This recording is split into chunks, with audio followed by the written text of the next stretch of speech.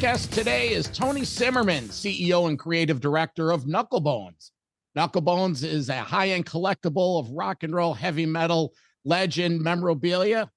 Tony's here today to talk about the company, the production of the products. We're even going to take a walk down his heavy metal history and find out about his fly-on-the-wall experiences as a kid in the 70s, watching some of the greatest rock and roll arena shows. Tony, welcome to Metal Mayhem ROC. What's up, fellas? Nice to see you. Things are good. Things are good. I'd like to introduce you to my co-host, goes by the name of Metal Walt. What's up, Tony? How are you? Good to meet you finally. Metal Walt, how are you? I'm good. So I will start this off by offering my congratulations. I see your company is celebrating 20 years in the business, correct? 20 years in a row. In a row. Well, that's good because I like to add that. Some say 20 years, but you started in 1984. So yeah. 20 years in a row. So, Tony, I have a little icebreaker for you, and I'm going to share my screen, and I want you to close your eyes. All right. All right. And I'm going to tell you when to open. Can I open my eyes now, Dad? The Tommy Boy moment. Go ahead, open your eyes. Oh, some old friends there.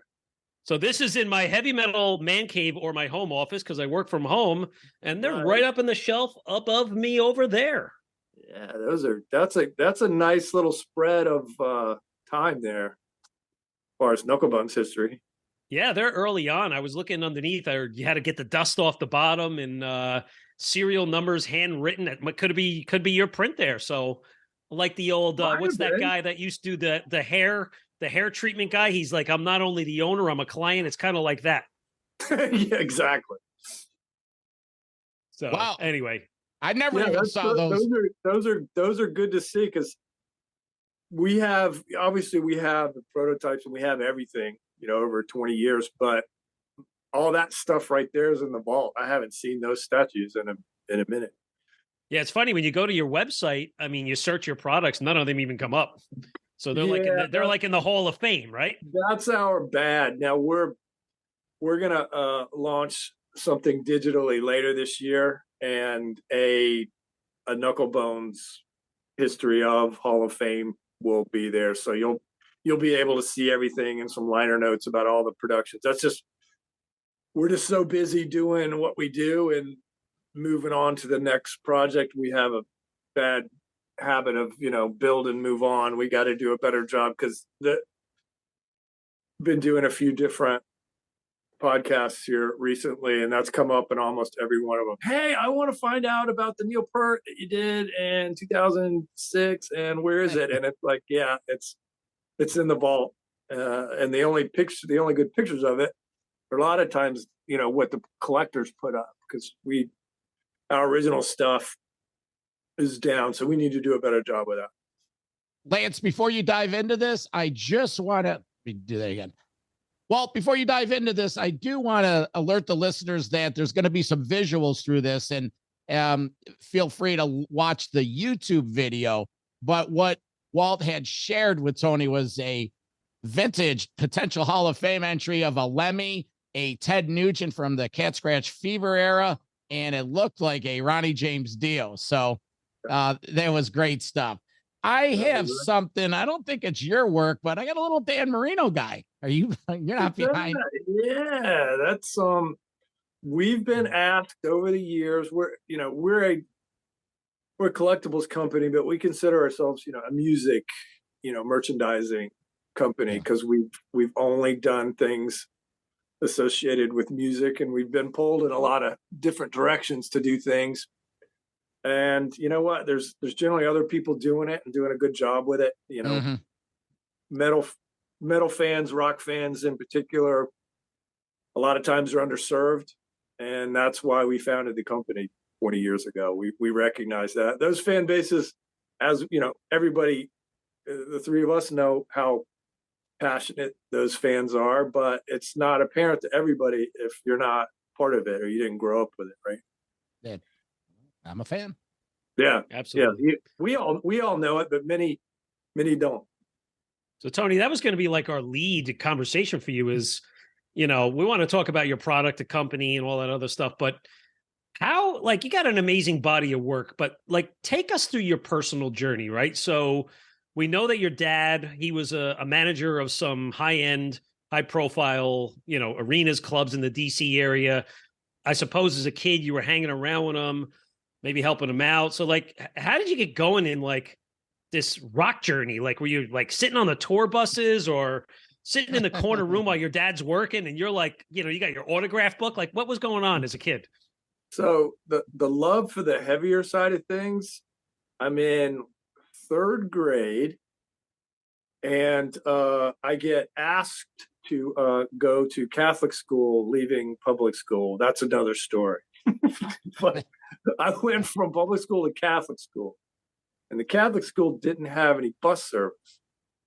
So I needed a way to get there. Both my parents worked. So they had the neighbor kid who just graduated high school. He was my ride. And the 1968 Dodge truck with an 8-track. And the kid, Ronnie White, he listened to Sabbath and the James Gang and Deep Purple. So that was my soundtrack on the way to Catholic school. So listening to "Would you like to see the Pope on the end of a rope? Do you think he's a fool?" and dropped off, "Have a nice day" at Holy Spirit Elementary. Tony, what year was this? This would have been like 70. So the first Sabbath records are dropping like 70, 71, right? So no, but you're in third grade. How old are you? How old are you now? I'm 61. Oh, okay. I'm 55. So just to put a time frame. So yeah. So those records are new, and I'm hearing them on 8-tracks. I can tell you how old I am. So the affinity for the heavy stuff, that's where it starts, because that's what I listened to and from school. And of course, if that's the kind of music you're going to identify with, you feel that in your bones right away. That's a DNA level connection if that's something you're going to latch onto for your whole lifetime. And I did. But that's where it started. And then you mentioned my dad. A little bit after that, he was the director of the Navy band. He was actually a military guy. And had been in the military since he was young, but was still a young man and retired out of the military and went into the theater management business. So he managed a couple of places in Washington, D.C. One was called Constitution Hall. That's still there. And that's about a 2,000, either side of 2,000 seat arena.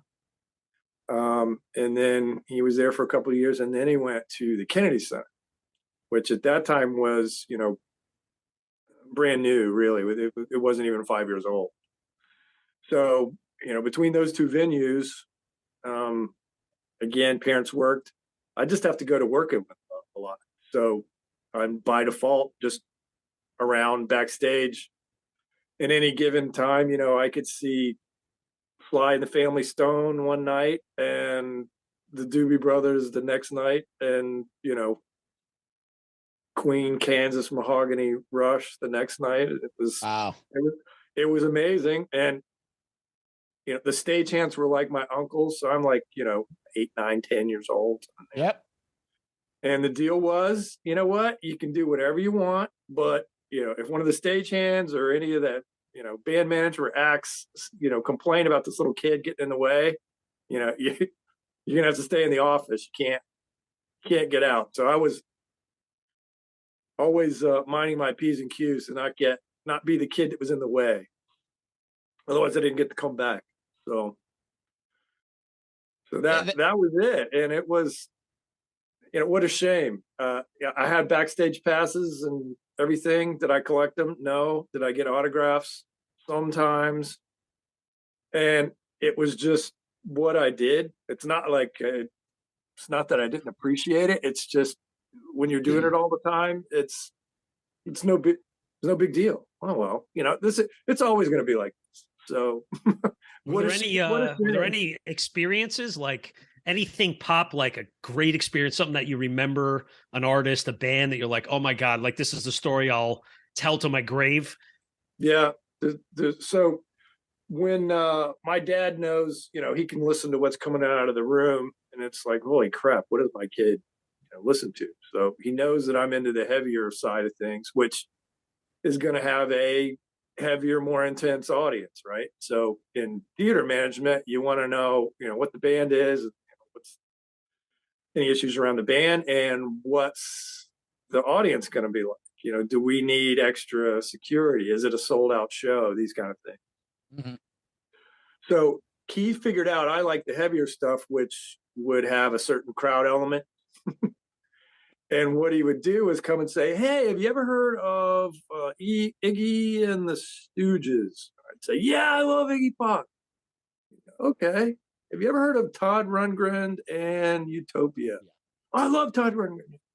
Have you ever? So then I would ask, hey, Dad, when is that, that Iggy Pop band you mentioned coming? Oh, they decided not to come.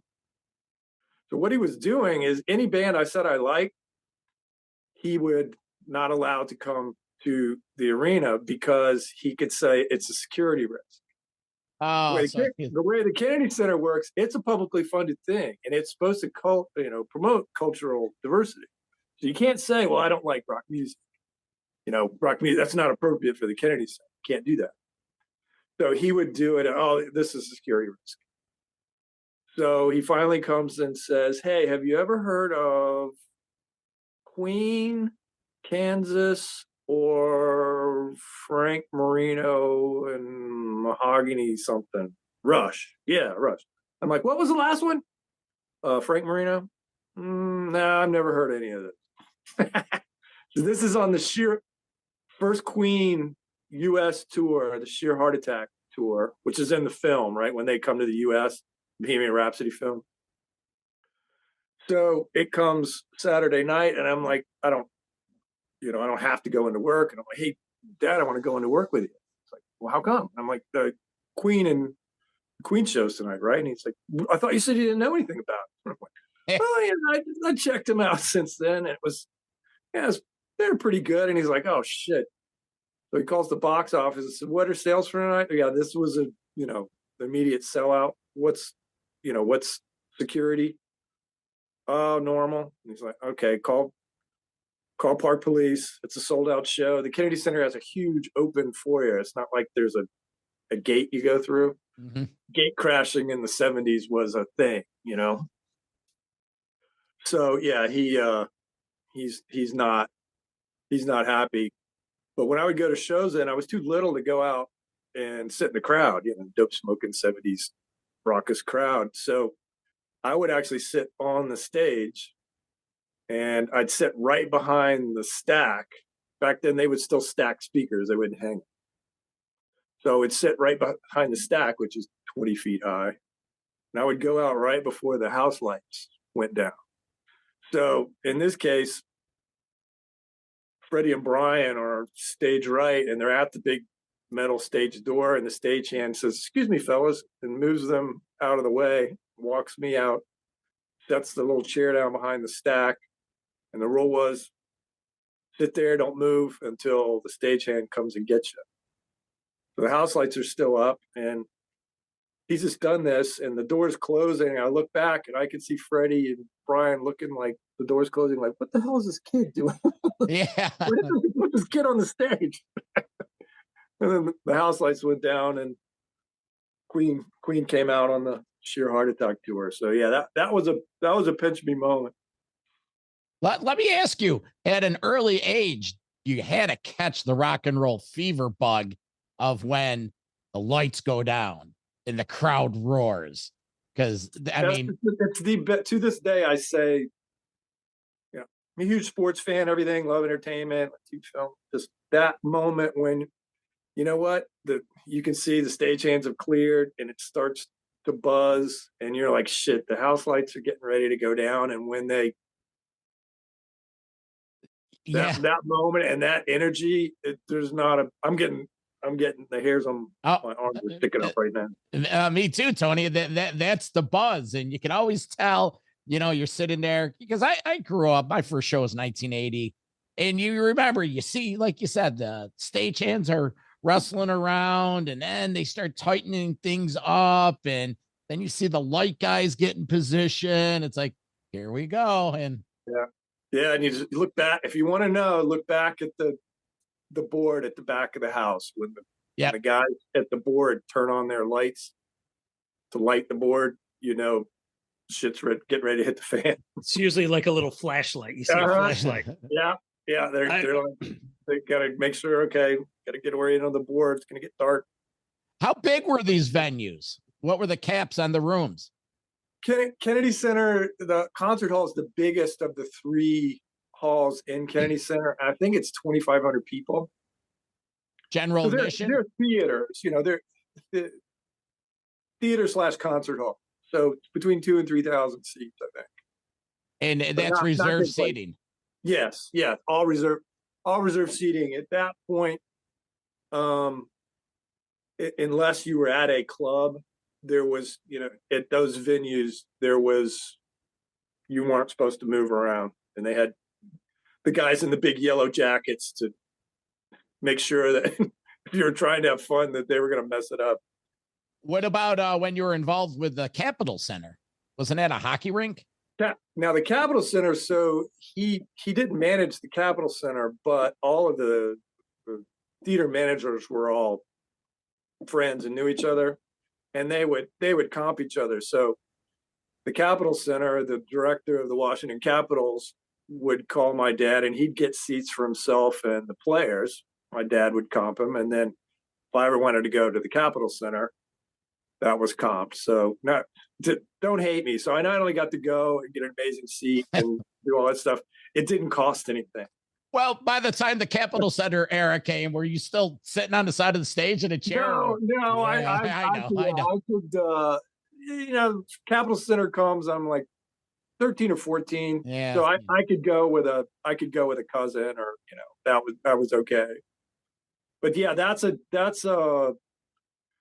for a sold out arena show, that's 18 to 20,000. That's a big place. So that's obviously much different gear. And the bands, some of the bands that played Constitution Hall and Kennedy Center originally, go and headline. Frank Marino, later headlines. There are people forget, Frank Marino, Mahogany Rush, they closed Cal Jam too. They were huge. Canadian. In the late 70s. Canadian. The Canadian guitar god. Still one of my favorites. We contacted Frank, and he's gotten back to us, and he's just respectfully declined. He's a super private guy, and he's a little shy about the whole thing. Never done much merchandising, and was very nice. It works amazing, and it's not for me. So someday we'll make that one happen. Tony, that was going to be one of my questions later on, but since you're there, like the creative process, like how do you do your market research? You go out there. I mean, you got to like the bands, but there's got to be trends. Like I noticed, you have a lot of, let's say, paraphernalia on Ghost, who's a hot topic. I see you have Death out there, who's maybe a little bit of a lower profile band.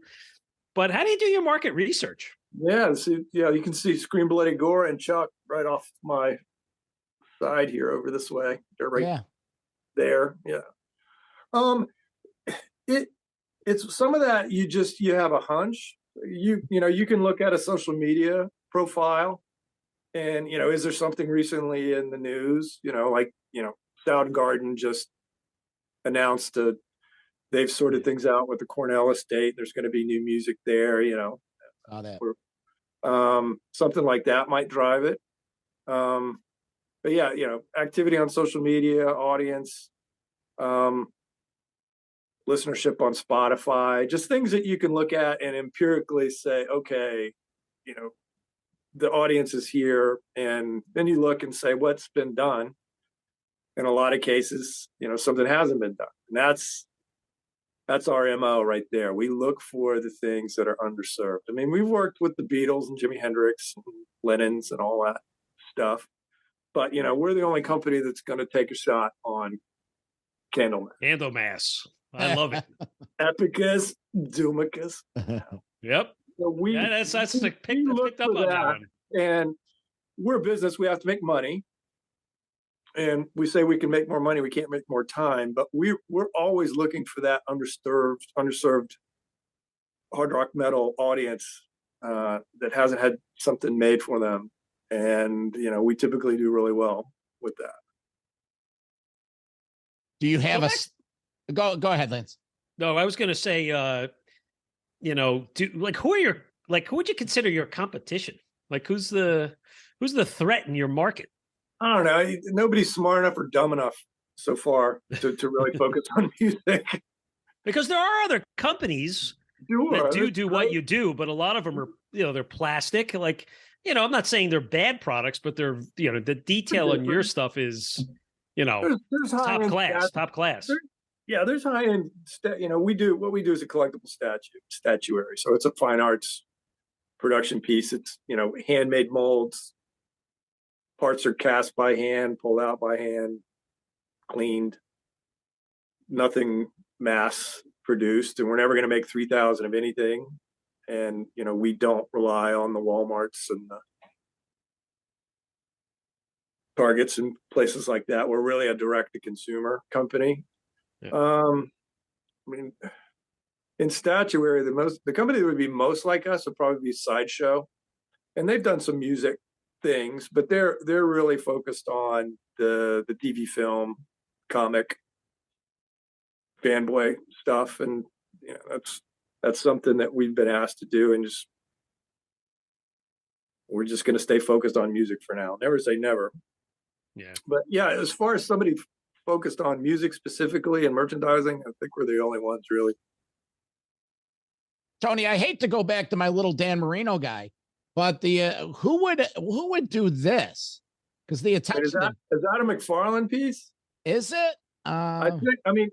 McFarlane, they did some things in music early on, and then they had MLB, NHL, NBA licenses, and for my mind, they're the ones that did a really good job with it, and were in it for a period of time. I don't think they're doing it anymore. The attention to detail on this is outstanding. Mm-hmm. They were really good at doing that. I collected some of it. The sports license, everything we do is officially licensed. We've never done anything that's not working directly with the band or management, and we won't. Yeah. They did the same thing. When you get into sports licensing and doing things officially, it can always be a challenge. In sports, it's particularly a challenge because in baseball in particular, you've got if you want to do Derek Jeter, you'd need a license with Derek Jeter, you need a license with Major League Baseball, and then you need a license with the Players Association. There's 3 levels of approval, additional cost. So that I got asked out on another interview, and the why of it from what we know, it just might not be, a little cost prohibitive. It's so expensive and a pain in the ass to do it officially that not a lot of it being done right now. And that probably ties in with your, all the variables go in. You're like, okay, well, how difficult is this going to be? How many hurdles do we have to clear? There are band, licenses that we've passed on because we think, to get the official approval and do everything we need to do to have it be official might be more than we can make happen. So there are a few licenses we've passed on just because we think to do it officially might be problematic. Can you share any of those? No. Okay. No. And the thing is, sometimes, and it will be at a particular moment in time, it's problematic. And then later on, it's not. If we wanted to do something with Motley Crue today and do the original lineup, there might be some issues. Right? So, but we worked with the Crew, 5 years ago, and it was fine. Well, didn't Mick just get cut out? Can he speak for himself now? You know what? You can read the same stuff I can. I only know what's in the press about it. I know. What a shame. I'm joking, bud. I know. Yeah. Well, hey, Tony, just like when you are engaging in conversations with, let's say, management of a band, like take us through the discussions with the artist. Like, do you actually engage with the artist, or do you get feedback from them, or do you pass ideas with these guys? I mean, pick a band, Sabbath, Guns N' Roses, Motorhead. Like, what was some of your experiences actually collaborating with the artists themselves?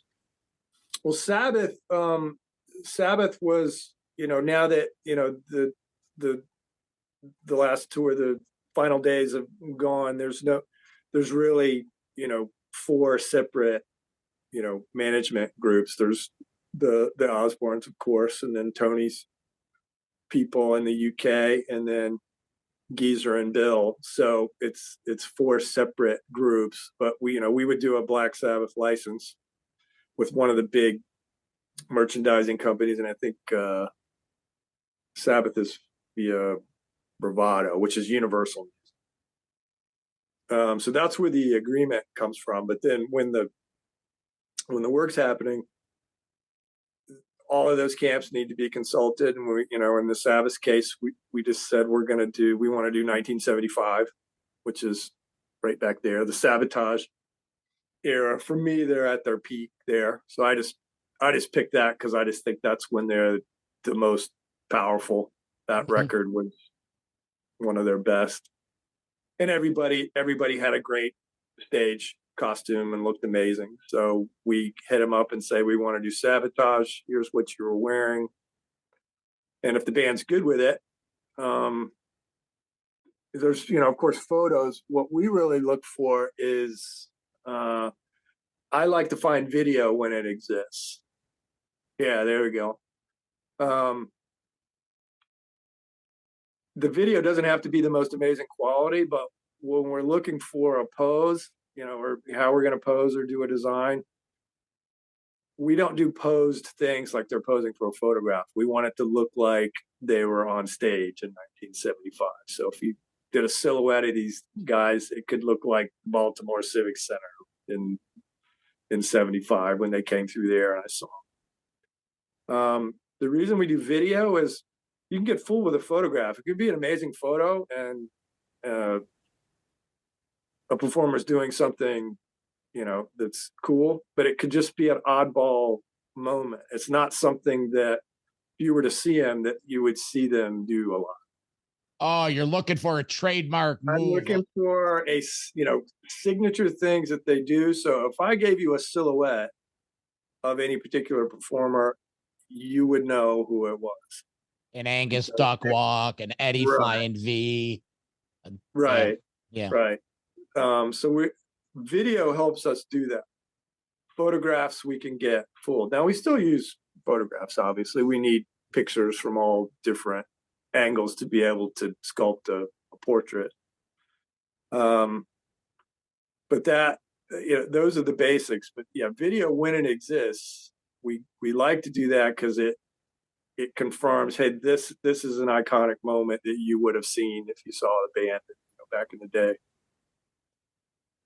Before Lance goes further with his visuals, any Van Halen? I got a little Eddie Van Halen Frankenstrat. Obviously, this isn't your work. You ever try working with the original Van Halen era? Like a nice fair warning? Oh my God, that'd be there great. Was never, since Knucklebonz was founded in 2003, and there was no such thing as Van Halen management at that time. It was the brothers, or maybe Eddie and Dave and everybody else. But a couple of years afterward, we found it, and we've done Randy Rhoads and Slash, and we're getting ready to do Zach Wild. We got the contact info for Eddie's management, and we reached out to Ed, and they got right back to us, and we're very polite to say this stuff looks great. This is just not something Ed wants to do right now. So every year, about this time, I would find out who Ed's management was and contact him, and usually get the polite "no, thank you." But a little over, and this is 10 plus years ago. I've done the yearly, "Hey, would you consider working with us?" and got the polite no. And I got an email out of the blue from this really weird AOL account, pagemeester@aol.com. And it says, "Hey, this is Eddie. I just fired my management. I see there's this collectibles thing you want to do. I never heard about it. Can you please call me?" So I'm thinking, this is a really great troll job from one of my friends. So there's a phone number in there. I'm like, "This is where you want to." All right, I'll play along. And I call the number, and I still have it in my cell phone, Eddie Van Halen's cell phone number. And I call him, and it's a voicemail, and I'm like, and they've done a really good job. That actually sounded like Eddie Van Halen. And about 10 minutes later, the phone rings, and it's like, "Hey, this is Ed. Sorry, my man, tell me about this. My manager didn't show it to me." So I explained what we did and what we wanted to do. And he's like, "Okay, that actually sounds pretty cool." And this was right before Thanksgiving. And he said, "Wolfie's coming in town, and, can we do this after the holidays?" And I said, "Of course." So after the holidays, I ring him up and leave a message, and leave a second message, and he's got new management. We go to them, and it came back, "Okay, well, Ed's says thanks, but he's going to respectfully decline." So I'm like, "Oh, that's cool." So it's almost 2 years ago now. We get a call from Ed's new attorney. He used to be the head lead counsel at Fender Guitar. So he knew Ed from the Charvel deals and stuff there with that company. And he says, "I'm representing Ed. We're circling back on this collectibles thing. He'd like to do it. Would you still consider it?" I'm like, "Yeah, we're still interested." So we started working on it and got to the final approval stages, and worked with a guy named Matt Brock, his longtime guitar tech and business assistant guy. Yeah. And got to the very end, and Ed passed away, sadly, right when we were getting to the end of it. And then now all the business changes because Ed's gone. So it's just sitting there. It's ready to go. It's 1977. He's got on the white sparkly shirt, the maroon pants, the white shoes, the white Frankenstrat, the big rig behind him, the speaker bomb. So it's like if you saw the first tour that they went out with Sabbath. Yeah. The first US tour, it would have been like you were there for that. He's on one knee, mouth open, tapping. You have you have prototypes of this, Tony? Finished. It's in the vault. We had it here, and I got it. Every time I would look at it, I would get a little bit sad. So we've put it in the vault. So hopefully at some point we'll be able to release it to you. But it's done. It's done, and it's. I wonder if Wolfie knows about that story. I'm sure he does. I'm sure he does. Man. But the business surrounding it, my guess is, it would be up to him probably. But Tony, one of the things we passed on earlier, we don't want to skip it, is like the origins of Knucklebonz. Like, were you a creative kid? I know you said it was in your blood when the stage lights go down, but were you like a Lego kid or somebody that liked to build crap? And how did you tie it together? And the Knucklebonz name, where did the Knucklebonz name come from? So Knucklebonz name is, it's bone crunching metal. Knucklebonz was the nickname of this little, we're not even sure, it wasn't a bear or a dog. It was this little odd, pitiful little stuffed animal that had its head was hanging on by a string and his arm was off. He had one eye. But it was so fragile. My grandmother would give it to me when it was bedtime. And it would be like, "Oh, you have to be careful. Oh, poor Knucklebonz. Don't hurt Knucklebonz." And that was the get me to not be a, psycho 5-year-old. So Knucklebonz, my grandmother made that. That's actually an awesome story. Too late. You're Not sitting Bone Crusher side metal. stage. It's too late. That ship sailed. You're sitting side stage for Frank Marino as a 6-year-old. It's awesome. Yeah, that's where that comes from. He's still around. He's still in the corner of the studio there. We still have him. What about bands like Rush? We did a Neil Peart in 2007, and we did pre-orders on Getting Alex, and the interest just wasn't as strong as we had hoped at that point. You know, we're a business, so if the pre-orders aren't strong enough, sometimes we just will shelf something. So we'll come back to it at some point, because I'm a huge progressive rock and Rush fan. Loved ELP, loved Yes, loved Rush. Hey, you see that announcement about that ELP tour this summer? No, what? Yeah, I just saw it yesterday. I think I got one of our publicists sent it. It's some weird tour. Who's still alive? Keith Emerson? Carl Palmer. Carl It's Palmer. a bogus tour. It's like they take live footage from the old days and they sync it up, and they have Carl Palmer's band plays with them, and then they sync it up to the music. You know, not my kind of thing. I mean, if you know for you, if you like that, not my thing. I'm such a huge ELP fan. You know, if it comes through the Bay Area here, I'll go, because I love ELP.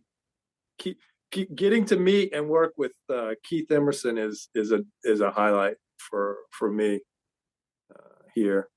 You know, we did the whole rig that he had at Cal Jam, you know, that was like 15 feet tall and everything. Mm-hmm. And, you know, that was a case where Keith didn't have merchandising management. He did everything himself. So I worked right with him, and we'd meet at his favorite place in Santa Monica and have a spritzer, and I'd go over the work in progress with him. It was amazing. He was such a great guy. And he took me to the practice studio and pulled out the rig. It wasn't set up, so it was all in pieces. So I got to see all of that stuff from Cal Jam, and he hit me to only the first layer. That had thing like 3 or 4 layers with all the patch cords and everything, and then the little monitor at the top. The only thing that worked was the bottom Moog. Everything else was just for show. I'm like, I kind of wish you didn't tell me that. Yeah. Well, unlike those Grateful Dead walls of sound. Remember when the band used to tour with that, the wall of sound? Was that real or was that fake? Probably not. But I mean, Kiss would tell you in the day when they went out, you know, a working Marshall cabinet's expensive, and they'd have their back line, and then they'd have like 2 more rows of it, and there was nothing in it. It was just a cabinet, and they'd have to instruct the light guys to do not shoot the back of the stage, because it would shoot right through it, and you could see that there was nothing in there.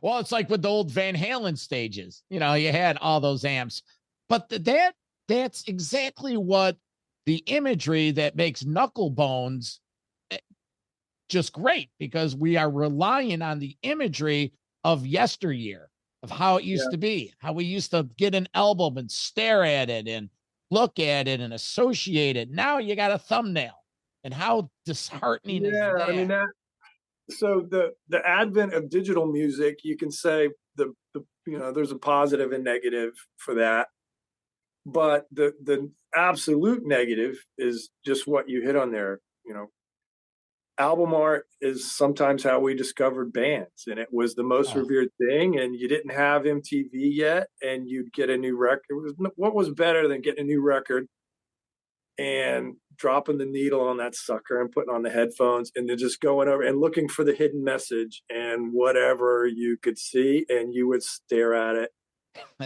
for hours on end, looking for the thing that you missed or whatever. But it was something you did. You generally didn't have, you know, I didn't have a lot of information, you know. ELP, Brain Salad Surgery, I bought because of the Giger painting. Yeah. I bought the first Kiss record because of the makeup on the album covers. Iron Maiden, the imagery. Bunch of records like that. Yeah, Maiden was a friend had that one, so I didn't actually go to the record store and see see Eddie, but there was plenty of that. But so yeah, we're losing album art. That was, I mean, that's a big bummer. And the whole marriage of visuals with, the stage production and what artists look like, how they dressed, what the album art was. And then we had maybe 3 magazines that we gave a shit about: Circus, Cream, and Hit Parade. That was it. Rolling Stone. I was too damn dumb to read Rolling Stone. And then Kerrang came around from Kerrang later, yeah, and they're still at it. They do a great job. But that was hard to read. The American mags, they were dummied down, and then you find out later they're like ghostwriters, and the dumber the better. Keep it simple for me. I wanted cool pictures. I wanted to know, hey, what's the band up to, and I didn't want my views on life manipulated. This is a fun little story. A couple of weeks ago, we were down at Rockin' Pod in Nashville, and we interviewed Metal Dave Glessner. He's Talk Louder podcast, but he wrote for Metal Edge back in the day with Jerry Miller and Paul Gargano, that crew. And oh my God, Tony, we spent a half hour just geeking out talking about this, and it was like, it was great. That's the fun thing. And we've still got it. It's as important, if not more important than ever. And we've got 50 years of it. That's never going to change. But people will come up to it and say, well, Knucklebonz has a limited lifespan. And I'm like, well, other than, do you have some medical information on myself? What do you mean? Okay. Of course, it does have a limited lifespan. We're all going to die at some point. But what the point they're trying to make is some points there's not going to be rock stars. And I just laugh. I'm like, no. The difference is the era we're talking about, it was heavily curated. Right? There was only a few records that could go on the record stand. It wasn't a ton you weren't learning about hard rock and metal in particular on the radio very much. So you had those magazines and word of mouth and the record store. Now there's more amazing musicianship and rock stardom than ever, but you get hit with this goddamn fire hose. With the digital streams and everything, there's so much of it. How do I find that jewel like I did when I went into, Sam Goody or Tower Records and just started flipping through the bins and went, whoa. I had dozens of choices, hundreds versus millions coming at me all the time. So it's just harder to find. And, kids today just have so much to choose from. It just stands the reason that, to create the reverence for it is harder. Doesn't mean that it won't exist. Of course it will. Yeah. That's dumb to say that. That's the old, rock and roll is dead. Oh man, you missed it. Rock and roll is dead. No, rock and roll music is doing just fine. It's just changed. It's just different. How you arrive at that super fan point is just way different. That's all. Yeah. Hey Tony, we want to go into the visual part of the show. So we're trying to do something different than maybe the other guys out there. So as you saw, I've created a little presentation. Mm-hmm. So John and I geeked out yesterday, and we spent an hour going through your website. And we were like, oh, that fucking one's killer. Let's put that on a slide. And so is that one. And so we're going to put a little PowerPoint up. And I want you to talk about some of these images, right? What they mean to you and that kind of stuff. But before we get to that. You already shocked me with the other ones that I hadn't seen in years. So. Well, we'll pull some more up here. But I had a question. Here's like a weird one. Did an artist ever approach you, like versus you going to them? Did you ever have a band ring you and say, man, I'd like to work with you. And you're like, wait, what? Today, that's how most of it happens. We really don't do any outbound licensing anymore. We've been at it long enough and we're unique enough. If someone's interested in the high-end category, we get a lot of inbound things now. 20 years ago, that was complete opposite. Any bands like maybe on the horizon that you'd be like, Oh, here's something you could throw us a nugget. Maybe it's not even in a prototype, but maybe just in your ideation stage. Mm-hmm. So yeah, I can share a few things. So you mean things that might be coming or that Yeah. are coming we haven't talked about? Yeah. So well, here's a good one right here. So we color variants and variant products are very popular in toys and collectibles. We haven't done a ton of it, but Randy Rhoads, this is our third Randy Rhoads statue we did. The company was founded. So this right here, we're going to do 2 color variants on it. The Rhoads estate just approved them. So that outfit there, that's from Blizzard of Oz era. And we're going to do the brown version of that leather suit. And there'll be a really small run of the polka dot V and a really small run of the White Jackson guitar with the Concord, he called it. So that's coming, and those are going into production right now. Chris Cornell launches tomorrow. Chris Cornell Soundgarden is coming. What else can I talk about? A new Slayer set is coming. That's one of that's been sold out for a while. Our original Slayer set. That's one that fans have been beating us up to say, when can we have a new Slayer set? And when people come, who's into Slayer? Is it Bastoff and Gary Holt, or is it original? It'll be Hanneman and Tom Araya and Kerry King. No Lombardo. We asked the band who is Slayer, and those are the names they gave us. Interesting. They did ask me. Yeah, who Slayer is. We asked the band who is Slayer, and they tell us. Jesus. That's just, I mean, that's the one of the aspects of doing thing officially licensed. You can only do what they will approve. So new Slayer sets coming. Kiss Destroyer will come later this year. So we started with Love Gun with Kiss and did Alive and Hotter Than Hell and Dynasty. So arguably the most popular era is coming. And those are sculpting's really far along, either finished or really far along on all of those. Yeah, there's the Dynasty set. And then we're going to do something that's kind of fun. Have you seen the parody photo of Bruce Lee behind the turntables? I have not. No, I don't know that one.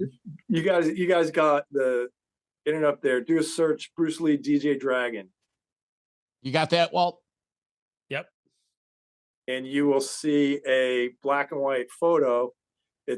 Someone's taking a picture of Bruce doing some of his Jeet Kune Do stuff, and it just the pose he's in, it looks like he's spinning turntables. So we've done, it's called DJ Dragon. So it's still music. We're stretching things a little bit, but it's still going to be a guy involved in music. In this case, it's going to be Bruce Lee. That I think it's in one of the Avengers movies. Tony Stark is wearing the shirt when they're in the labs talking about how they're going to combat evil. So it's Tony Stark is wearing the shirt in the movie, and that it blew up. Listeners, we have a screen up here, and he's referring to the parody photo, DJ Dragon. We're looking at this Kiss Dynasty. It wasn't a great musical era, but they look great there. Those are some awesome looking figurines with the color.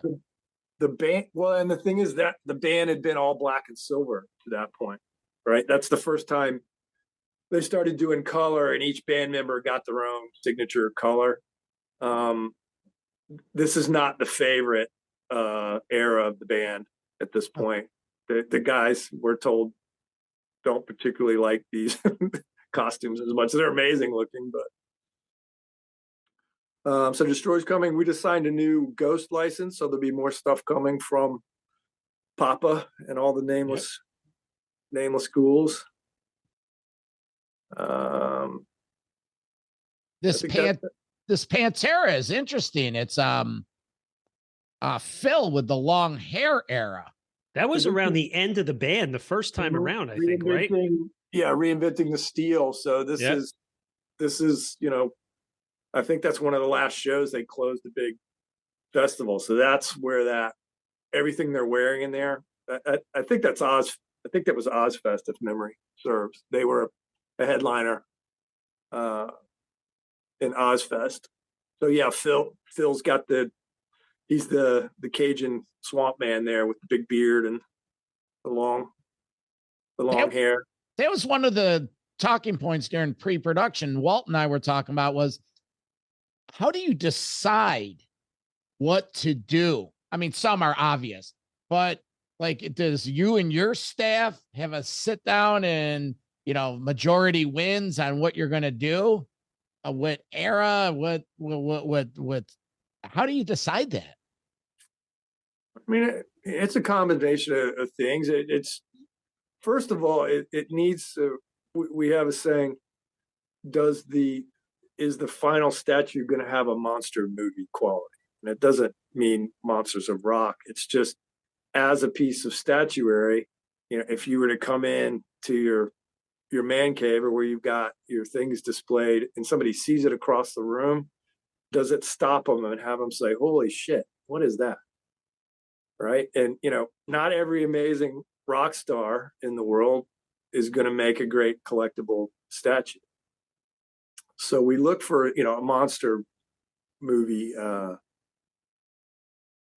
element to it, either from costuming or a pose or instrument or something. And I mean, you look at Phil Line, you got Phil Line out of Thin Lizzy up there.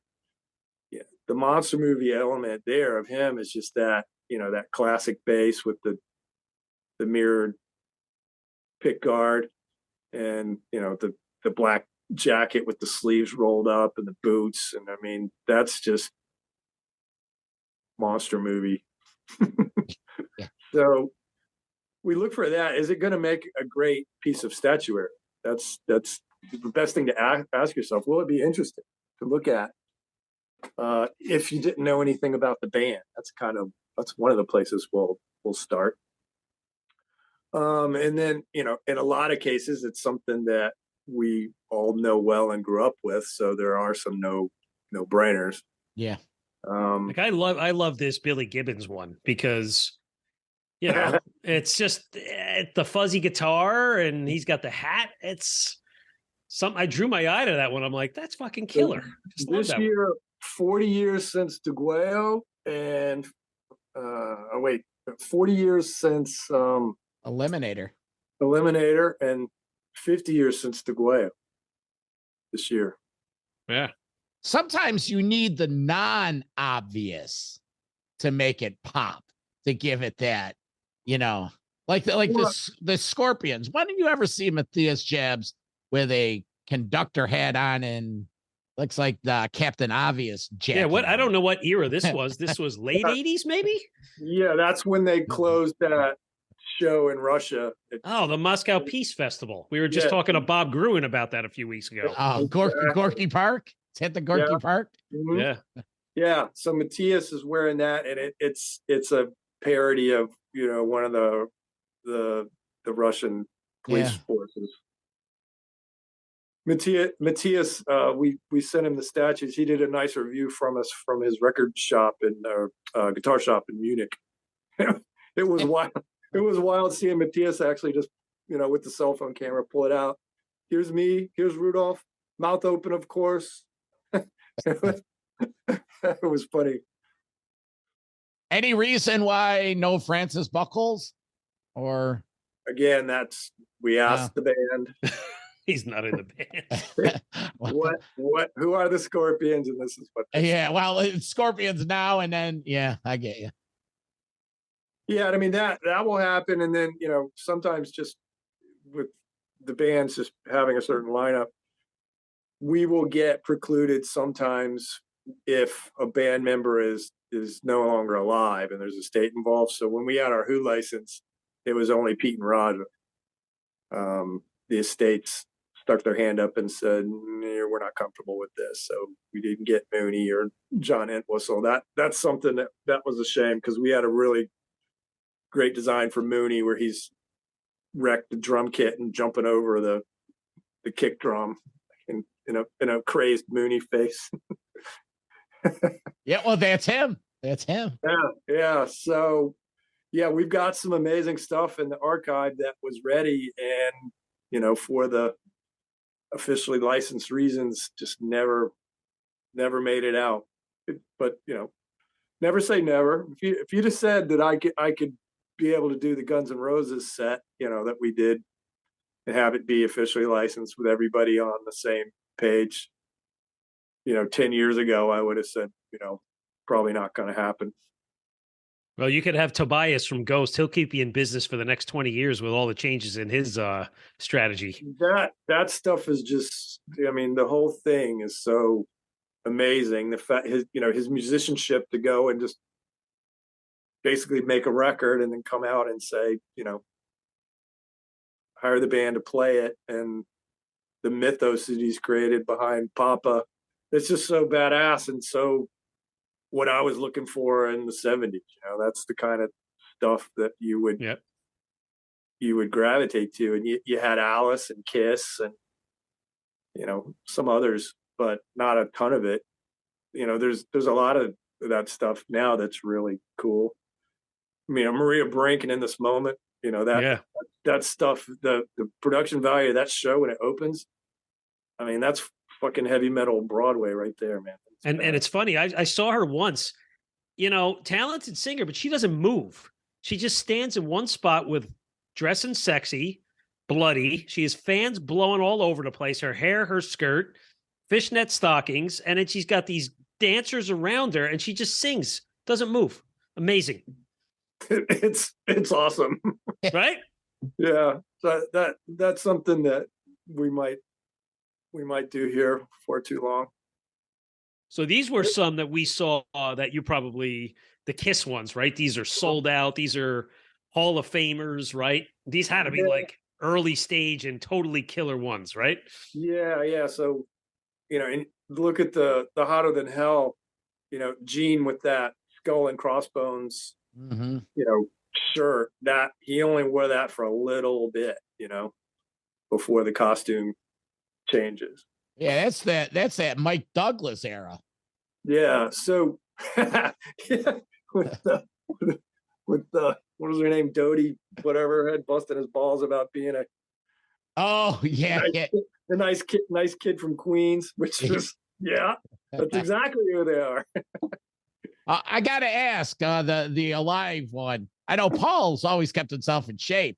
Man, he looks fantastic in that little picture. Paul's so annoying. He looks amazing. Today he's 70 whatever and still in amazing shape. Yeah, he looks really good in that.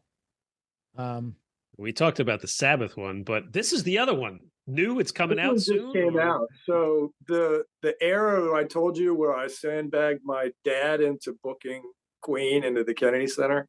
Yeah. This is what they looked like right here. So this is their Queen. They've been touring Queen 2 and Sheer Heart Attack drops while they're out. And the Killer Queen single starts to get airplay here in the US. So that's, as far as Queen is what we know, the arena act that comes later, that's the moment where it first starts right there. That's when they really start to blow up. I love the whole simple stage thing, like that's more than just on a little shelf. You need like a whole area. Like you need a table in your man cave to make these stage gears. It's freaking killer. Yeah, so that whole thing is how big is that? Those are at scale. That's behind me. We found those lights. Those are used in museum and jewelry displays. So they're amazing, and I can actually put little gels on them like you do Lecos, and they don't generate any heat, which is good because that truss is not metal. It's a plastic. We made all that here. But, that's something, if we throw it on the stage and we want to try real hard, we can, shoot it low and shoot the back of the truss and the lights. And if you're just looking through the portfolio of photos and you don't know what you're looking at, you'll just go through and say, oh, I've never seen that picture of Freddie. You won't know, it's a statue in some cases. Tony, I just came up with a great creative idea for your company. I think you need to get one of those mobile vans, big wagons, and a Knucklebonz on the outside, and you need to make a traveling museum. You take all these things, and then you bring it to places like all the summer shed package tours. Pay a small fee, you come in and you go through your museum, and you have all this stuff on display. Are you guys available? If we get the van, could you do that? Yeah. Hey, I'm self-employed. I'll put a crew together. We'll provide the van and the stuff. I just don't want to do the travel. Hey, Tony, I had a question. Like, I know I'm all over the place here, but like in the industry I work in, we have like a stage gating process, right? Where you go from ideation to prototyping to validation to commercialization. Like, is it you? Or do you have like a team of 5, 6, 10, 20, 50 guys? Like, how's it all done?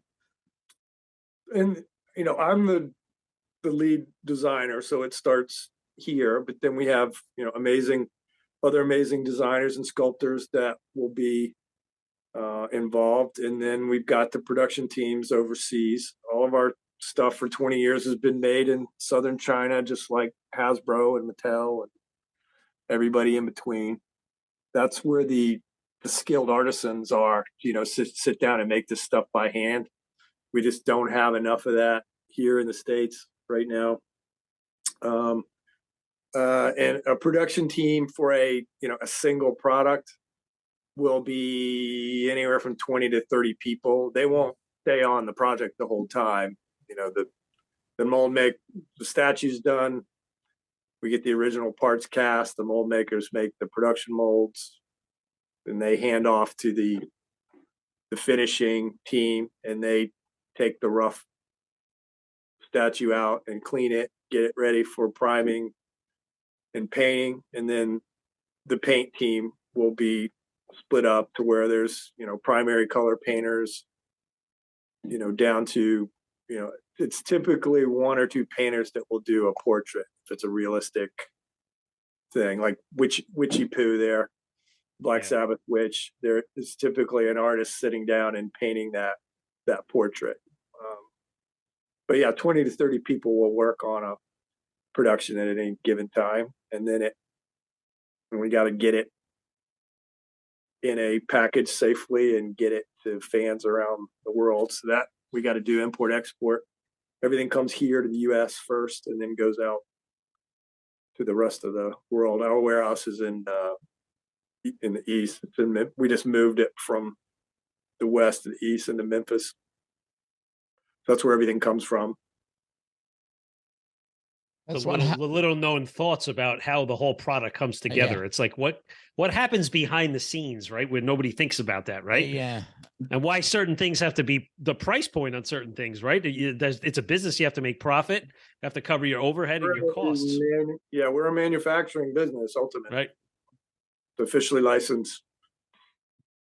Well, Tony, I am adept in alliance management, contractual negotiations, and project management. So okay. if you're ever up for, all of that comes into play at some point. If you're ever looking for a guy, it's like, just hit me up. We need help. We need help. But hey, Tony, this Pink Floyd one in the corner, that draw our eye, the Dark Side of the Moon, like what is that? Is that like a roving visual? That's what that is, from early 75, so 50 years of Dark Side of the Moon this year. So they released Dark Side of the Moon, or they start playing it in 74, I believe, and then release it and then start touring it in 75. And they had Ian Ames make those animated films that coincide with the whole track. and they built the circular screen that you see there with the lights around it, and the nickname Floyd has for him is Mr. Screen. So from that time forward, Pink Floyd has always had that, in the center of the stage. Yeah. So that's a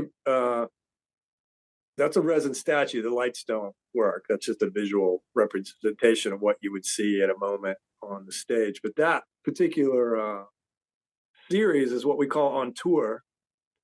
So we have Rock Icons, which is the realistic, moments of, live performance pieces.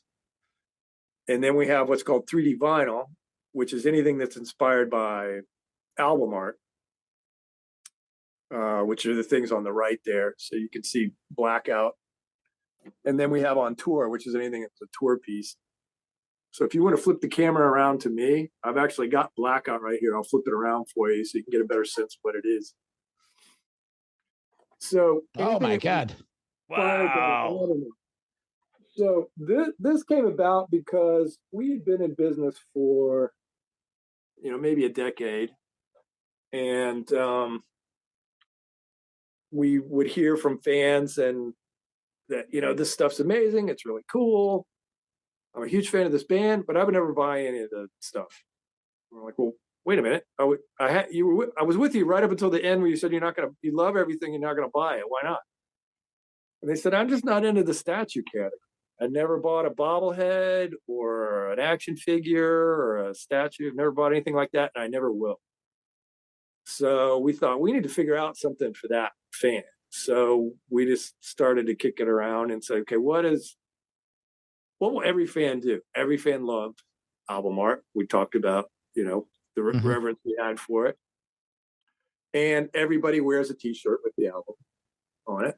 So we thought, why don't we make statuary based on the album? And in this case, this is a 12 by 12 that you can actually wall mount. So if you're not a person that's into that kind of thing, you might not have even a place to display it. So we gave him a chance to put it on the wall, like you would a gold record or anything, and that got it out of the way.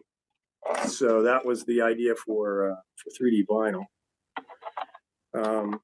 So those are the three product lines we've got now, and each one is just trying to give underserved music fans something that somebody else might not think about or wouldn't bother to produce. We don't re-release anything. We never make more than 3,000 of anything we've ever done. In Blackout's case there, that was released in 1982. So the edition numbers, 1982 on that, smaller. So for 20 years, we will say, hey, what do you want to see? And fans will say, hey, I want the Jimmy Page Stormtrooper from 2009 or 8. And we have to say, we might do another Stormtrooper design, but 20 years, we've never re-released anything. And we won't. Because we appreciate the collectors that have been there and know the value of the things that we've created that they have, and we don't want to sully that by re-releasing something. That's not cool. So we won't do it. So as a result, on the secondary market, our things can be very, very expensive, but we don't participate in that. The fans decide what the value of something is. In that case, we don't. Man, it's just awesome, Tony, all this stuff. What's the best way of finding it? What's your socials? Knucklebonz.com, and typically all the socials, if you just type in knuckle like your hand, BONZ, all one word, you'll find us. And listeners, we do have, once this episode airs for 2 weeks, we have a 10% off code, 5PCK2023, and it will be on the show notes, and we'll share it on all our platforms. Walt, I'll let you. Yeah, I guess the last slide, Tony, was on your beverage series, like what I'm sharing here. So you're expanding your horizons there. I love the Cliff Burton Cliff-A-Mall IPA. It's Cliff-A-Mall IPA. That was a one-day sellout. So we thought, okay, we like music, we like beer. why don't we try to do some of the same things, that we do around the collectible series in beer? And we've made some really cool beers, and fans really enjoy them. The unfortunate thing is the beer and liquor laws that were written by the mob attorneys and advocates after the fall of Prohibition. The things that we can do direct to consumer and all the cool stuff and marketing and interesting things, most of the time we can't do any of it because of just that it's such a controlled thing. We can't sell direct to consumer. We have to go through a distributor. We can't sell directly to a store. We have to go through a distributor. It's so a lot of what we hope for that is prohibited just by the way the laws are today. Now that supposedly Amazon is going to get into the business, and those guys, they might change something. It'll take somebody of that size, but it's been a little frustrating that, we can't easily get the product to people around the world like we do the collectibles, just because it's such a controlled thing. Still pretty cool though. It just lends itself to the whole portfolio. Very cool. The product side's great. Just the too many friggin' rules. Yeah. Well, I would like to know how many people actually open it up and drink it. Isn't it a collectible thing? Go on eBay and look at the Sabbath can. You could have bought when it went out a 4-pack for either side of $20. A single can, because it's sold out now, will be like $30 or $40. I'm like, what? We're doing it all wrong. We should have just made the beer, poured it out, and that would have been a better business. Yeah. But no, the collectible aspect that's absolutely there. So all the assumptions we made as far as what fans might like, we were right on. It's just the business surrounding it is so locked down. It makes it tough. No, what I was getting at was, don't even put beer in it. If people aren't really opening it up and drinking it, I got a 4-pack of this Gene Simmons soda. I've never tried it. It's just, it's set up. No, I'd say there's, we don't have any data to say it, but we know there are people that the person that does that is the same person that buys 2 of everything that we do. One to show, one to go is the saying. But hardcore super fan collectors, something limited like what we do, will buy 2 of them and they'll display one, and then they'll put one in their archive and may decide to sell it on the secondary, later. Well, that goes back to the beginning of the interview when we were talking about Circus and Hip Raider. I used to buy 2 of them. Yeah, one to cut up and put in my locker on the wall, and one went in a box somewhere, and you still got it. Yeah. Oh my God, I do. I don't have them all, but so. Well, Tony, but funny note to end it on the blackout. For me personally, I'll never forget it. It was the day after Donald Trump won the nomination for president a few years ago. I slammed my car door against my head, rushing. And I had blood coming out of my eye. My wife is like, you got to go to the hospital. I fought it. I finally went with my son.